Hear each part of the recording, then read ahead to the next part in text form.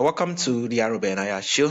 Today we are joined by okay, Oksana Lukash. Okay, people strategy, culture architect, and founder of her own consulting practice with over 20 years of experience leading and high pressure organizations, including serving as a chief people of Okana leaders build human centered culture that attract top talents, retain high performance and drive business results. She's here to share actionable strategies to help leaders overcome burnout, build confidence, and lead with intention. Welcome to. Thank you for having me. Yeah, really, it's a pleasure having you on the show. So, why do you believe that culture is a company ultimate competitive advantage? That is, I think, one of the things that cannot be duplicated, right? Yeah, What a company does, the services it provides, the products that it has, almost everybody can find out what's working and what's not with those services and products online. And now with even AI, right? Just do deep research on your AI agent of choice, and you can find out all sorts of feedback of on any of those topics. Culture is something, if it's done right and is part of the DNA of the organization, is how you continuously make people feel. And that is something that cannot just be duplicated. You can't look at a playbook and, right, just build a plan that somebody else has. It has to be intentional. It has to be about what your company is about, what your employees need. So again, that's why I think it's the one very important item. Same thing as talent. No two companies have the exact same talent. That is something that's unique to each organization. Same thing as each person and what they bring to the world. Their skills, their experiences, their thoughts are uniquely perfect, and different to each person. No two people have the exact same experience. yeah, amazing, amazing. So, how do you help executive and team align around their share value? Great question. So I've worked with companies both as a consultant and I've spent a very long time inside companies. I've had the pleasure of joining companies right at the very beginning. I've been employee number 17. And I truly do believe that the sooner somebody like myself joins the organization, the more work you can do, because every single decision when a company first starts is crucial. Yeah. So an individual has an idea, again, for that product, for the service that they want to take to market, but every single person that comes in to be part of that company is part of that foundation. Every decision that you make, every choice that you make, every process, policy, system, every yes and no that you say to needs to be based on that culture and values. So what I strongly believe and what I've seen, again, based on my experience, is every company has a culture. The difference is it intentional and purposeful, or is it just accidental and something that lives on its own? And more importantly, does it match and accurately represent who you are and what your company is all about? Or again, is it just a hodgepodge of words that might live on the wall, or again, somewhere written down, but the actions that everybody takes do not align with that? And again, every single person in the organization is responsible for it. Yeah, amazing, amazing. Yeah, I think it just struck me, make reference of the fact that, yeah, every company has a culture. Is it intentional or is it just something that's it's not being intentional, but people just perceive it? And looking into that, just people. So yeah, definitely, every place you actually go to have a culture. It now depends on is it intentional being created, or is it just the people who goes there or just came with their own personality, with their own culture? And that really speak a whole lot. So, what role does personal brand play in leadership? And how can professionals define theirs with confidence? Yeah. So to me, and I think again, we need to find probably a better word, right? Instead of personal brand, it Yeah. seems kind of just Yeah. when I come up with a better way of describing it. But a personal brand, let's just use that for right now, is to me equivalent to culture, but for each one of us. Yeah. So Yes. same thing. Is it right? We all have it, but is it again intentional? Does it accurately represent who we are?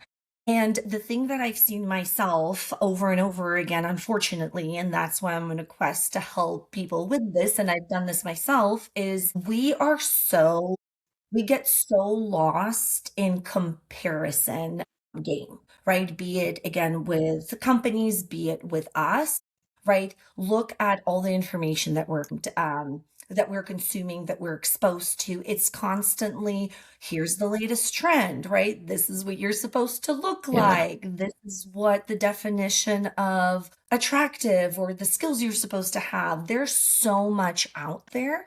And we are constantly fed this information, and we are constantly comparing all of ourselves to that portion that we get to see that somebody lets us see, which is not all of them, because we don't know anything that there is to know about somebody else. Yeah. So we're kind of Frankensteining ourselves by taking all of these little pieces of information and right what is told us should be. But how many of us have truly sat down with our own thoughts, with ourselves, and asked us, what is it that we want? What are our passions? What are the things we enjoy doing? What are the things we're interested in doing? What are the things that we never want to do? Are we doing the work that we want to do? Not that, right, with cultural, again, exposure and based on, right, where people live, how they grew up, there's a lot of cultural pressures. There could be a lot of familial pressures. I myself was born in Russia, grew up in Moscow, moved to the US when I was 13. My dad's parents and him were all doctors. On my mom's side, everybody was a professor, and both sides of the family constantly fought, right? Am I going to be a doctor or a professor? And then I get into HR, and again, with all due respect, trying to explain to my grandparents in Russia Yeah. employees have rights is not something that they can understand, because that's not how it works, right, where they live.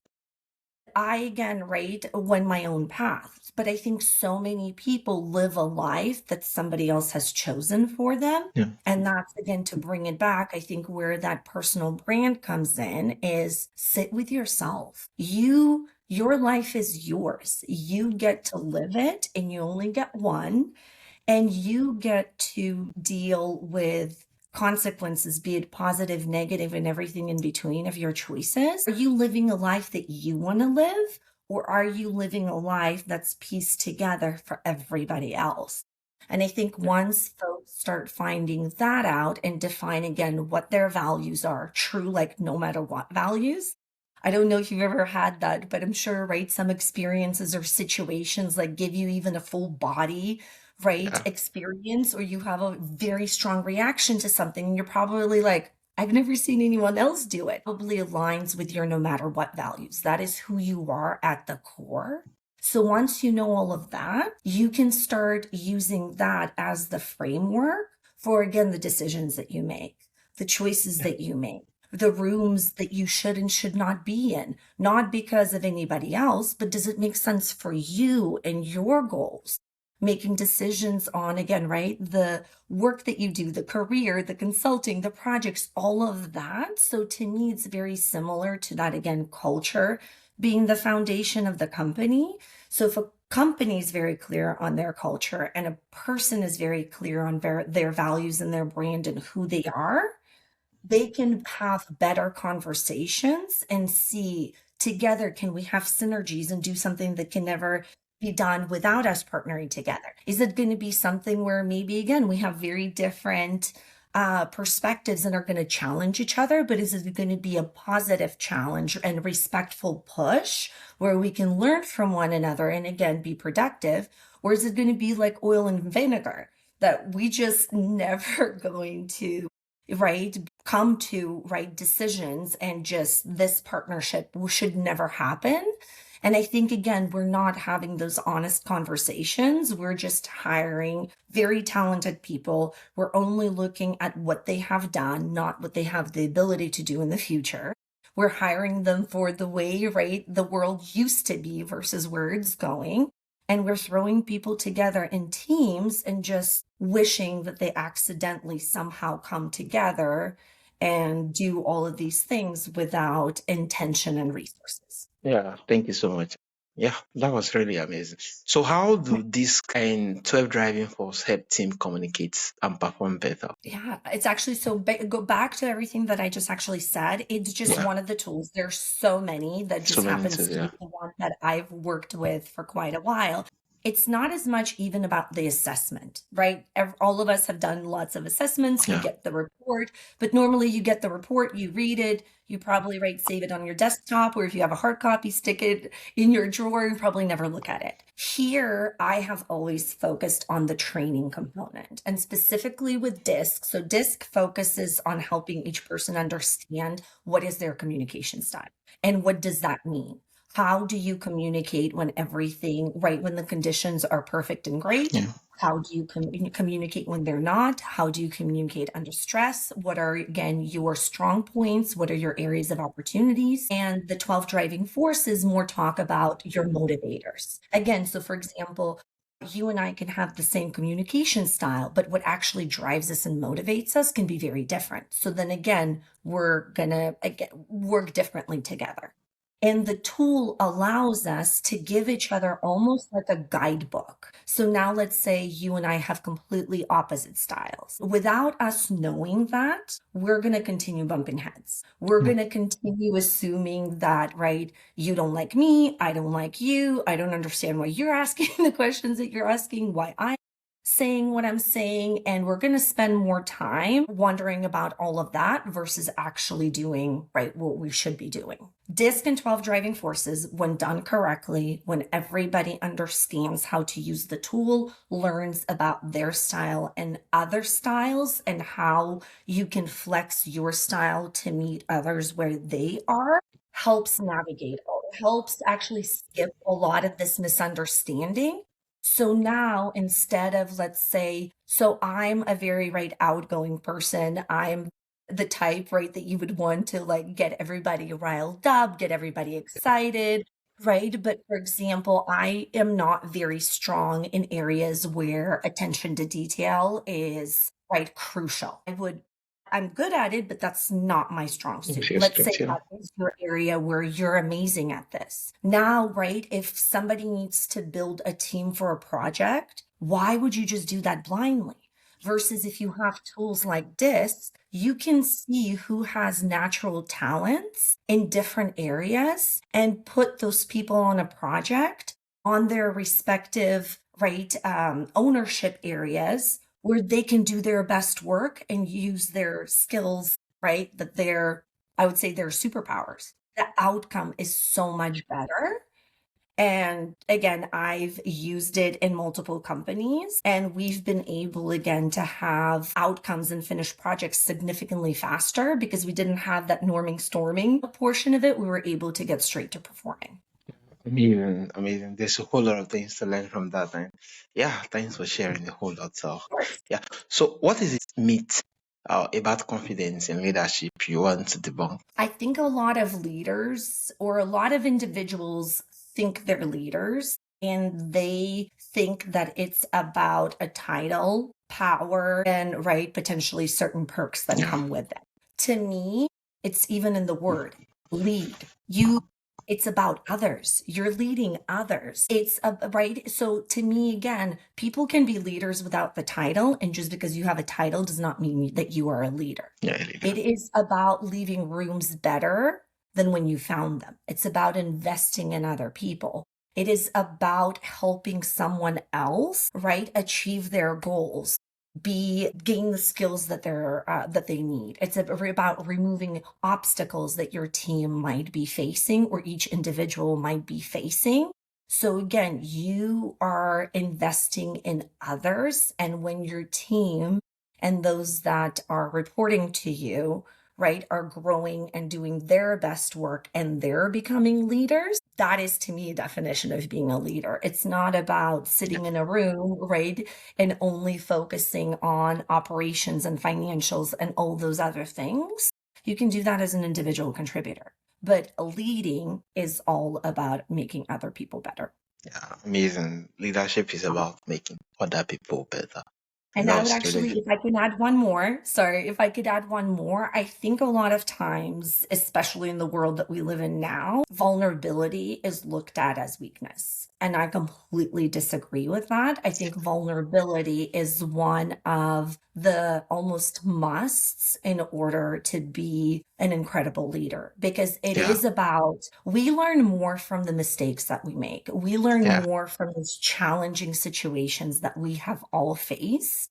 And I think, again, so much of what is shown to us through media, TV, movies, everything else, it's kind of right, like, oh, I started here, and now all of a sudden I'm a CEO of a $1 billion company, and I'm a public speaker and everything else, and it just happened overnight, and right, I'm just blessed. No, there are so many things that happen on the way, and trials and tribulations and mistakes and detours and all of that. And that's where the growing and the magic happens. So leaders that are vulnerable about their journey, that share the mistakes that they make, that share their learnings, that are able to truly, again, be human and be people, and be open when they're having bad days, be open when they don't know something. And the thing is, we can't know everything there is to know about mhm, everything. We have our talents, and again, we have our challenges.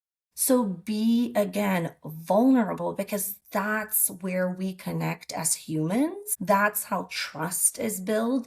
That's how a psychological safety is built. And here's the thing, when things are going great, it's very easy to have a great time. There are no challenges, everyone gets along. But true leadership, true teamwork, true communication gets tested in those challenging times.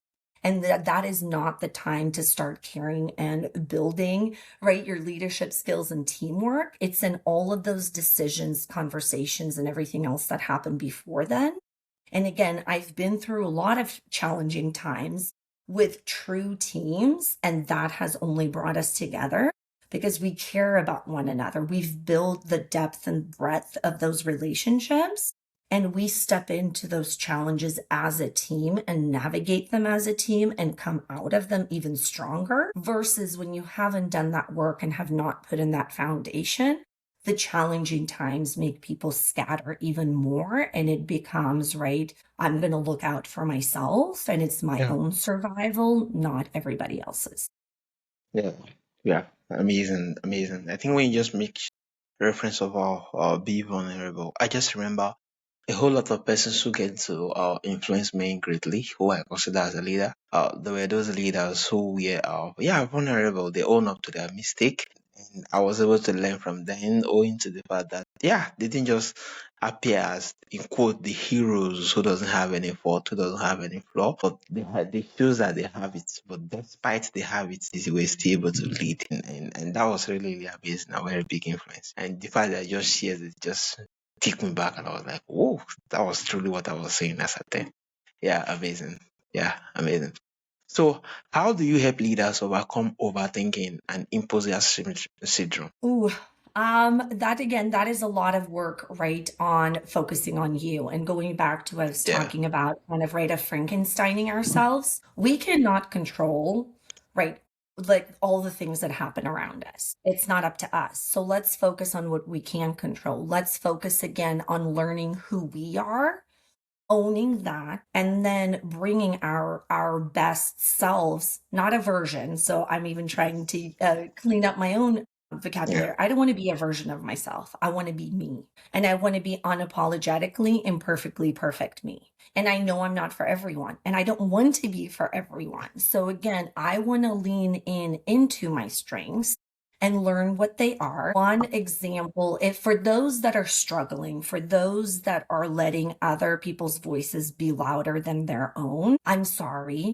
It's very painful. All of us have been there, but there are yeah, things that we can do to help us get out of it. One exercise that I did myself this summer was working on my kind of value proposition and kind of figuring out what it is. And what I did, which is a vulnerable again exercise, is reach out to at least 10 people that you trust and that know you really well. It could be some people in your family, it could be your loved ones, but I also strongly urge you to reach out to people that know you in that business capacity and ask them, what is uniquely different about you? Quirky, unique, different, however you want to phrase it, that you bring to the table that might be a strength that you are not aware of. And when you ask that question, however you do it, email, text, right, in person, what I would encourage everybody to do when you receive those answers, sit with it, absorb it, truly take it in.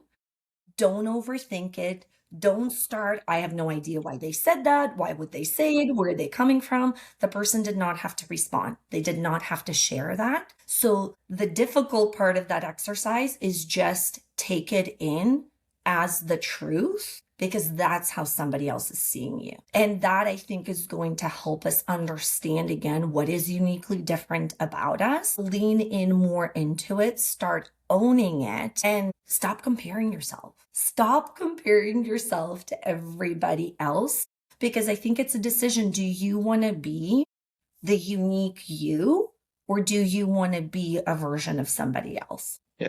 Like, Yeah. I know I want to Amazing. be unique for me. Yeah. Yeah. I think that simple exercise just make it easier at the end of the day, being that you are going to hear a lot about different perspectives. That at the end of the day, you get to kind of validate a whole lot of stuff other than just cooking up particular title that doesn't exist. Yeah, it's really amazing. So how can a mission-driven leaders attract and retain top talent in a competitive market? I think, again, it goes back to culture, and it goes back to what type of an experience are you going to create in the company. So again, Yeah. I actually just recently, a few days ago, did a post on this on LinkedIn, which might be a little controversial and not everyone would agree, but Yeah. I do not believe in playbooks. I, again, do not believe in going and copying what everybody else is doing, because, again, you don't know why they're doing it. Again, do Yeah. you want to be your own company and doing something different from everybody else? Or do you want to just be a copy of Amazon and Meta and Google and, right, NVIDIA, and insert the name of whatever company you want? I would, again, right, so again, for companies, focus on why customers work with you. What Mm. makes you different? What makes them choose you versus anybody else? And build processes, systems, again, culture, everything else around that. And especially if you are in a business that has any sort of customer service interaction between your company and your clients and customers, you need to treat your employees like they're the most important asset of your organization, because they are. And if you are not treating your employees as the most important customer that you have, how are you expecting them to provide top level customer service and experience to your customers? Right? So you can't ask others to do things you're not willing to do yourself. And it all starts internally. And again, going back to the beginning of our conversation, it is about the experience for your employees, and then it spills over into your customers. And I've worked for companies where what we did and the product that we had was identical or very similar to 5 other companies within a very small radius of where we were based. We had 98% customer retention because our quality, nobody could touch it. It was bar none the best. And our customer service scores and was just right out of the roof. And we were a molecular diagnostic company. And what the CEO did from the very beginning, again, is he focused on culture and on values. It wasn't just, right, we processed samples and tests for people and told them whether they had cancer or not. And that's how a lot of other companies described it. Our slogan was taking cancer personally. And I still get goosebumps. And I worked for that company in 2008. Yeah. And the difference was every single individual that we hired had some sort of a connection to cancer. They understood that each tube that came into our building was a patient. And it was a scared patient waiting to find out if they have cancer or not. They had family that was waiting to find out if their loved one was okay or not. It was the entire medical staff and their team that was waiting to find out if they're going to now, right, have to give treatment to that individual or if they were going to get to deliver good news. And that is how we treated every single sample like it was one of our loved ones. And that's why, right, you felt it from your head to your toes. You still, Yeah. again, right, everybody that was in that experience had goosebumps. And because of that, the quality was through the roof and customer service was through the roof because it wasn't an upset or angry person calling. It was a loved one calling that, right, was waiting for crucial information. And during interviews, we talked to people and we said, imagine if it's you or your loved one and you're told you do have cancer when you don't, or you're told you don't have cancer when you do.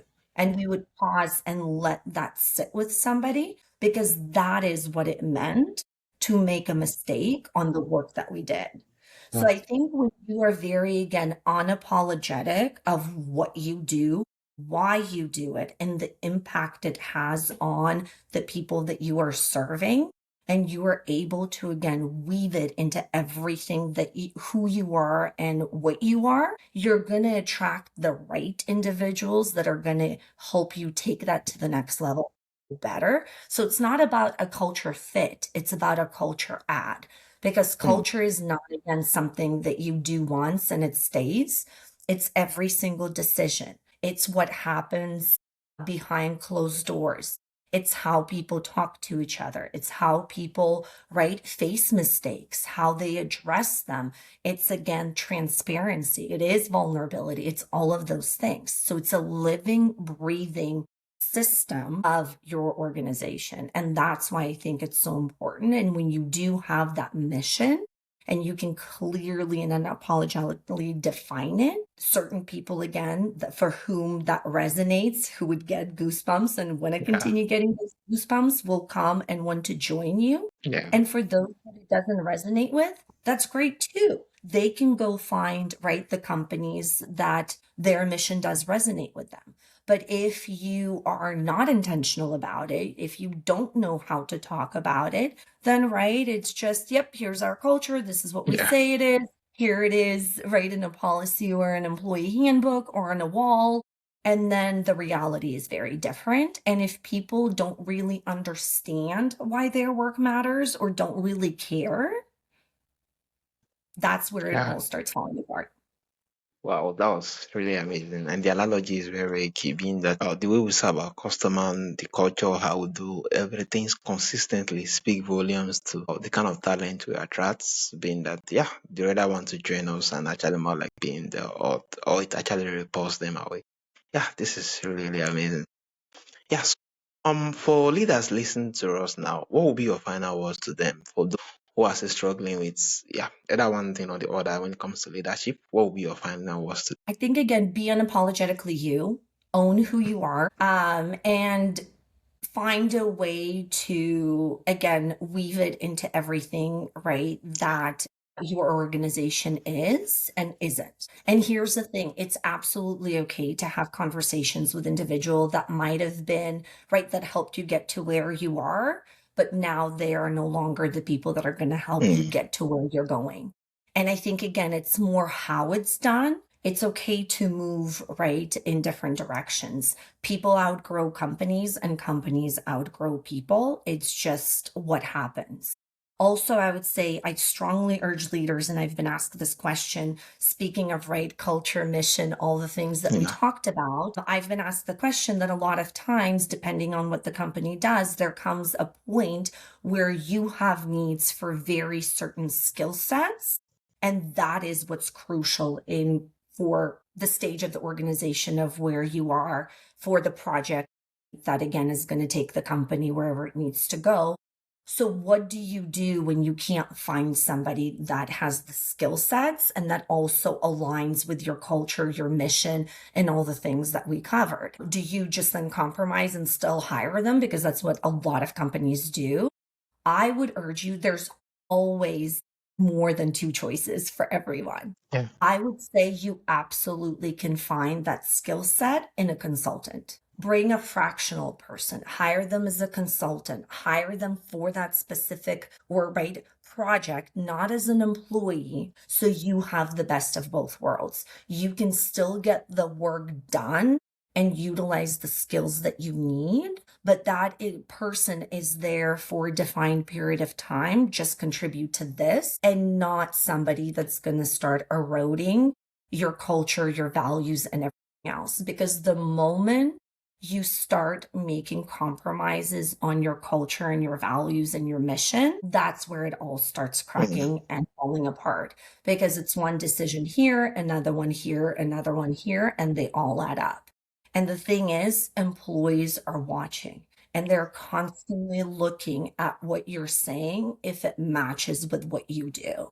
And at the Okay. end of the day, with all due respect, the people that are doing the work that brings people or brings companies to the knees are the individual contributors. It's the people on the floor, because we've all seen it and we've all been there. When there is, right, when a leader leaves a company and they do important work, and I don't want by any way, shape, or form diminish their contribution, but a lot of time, right, it's more of an inconvenience to the company. Somebody else steps in, you can bring in again consultants until you find another person to fill that position. When you have high turnover, or again, too many roles open on the actual floor of people that do the work day to day, it's not an inconvenience. In a lot of times, that stops what the company is doing, right?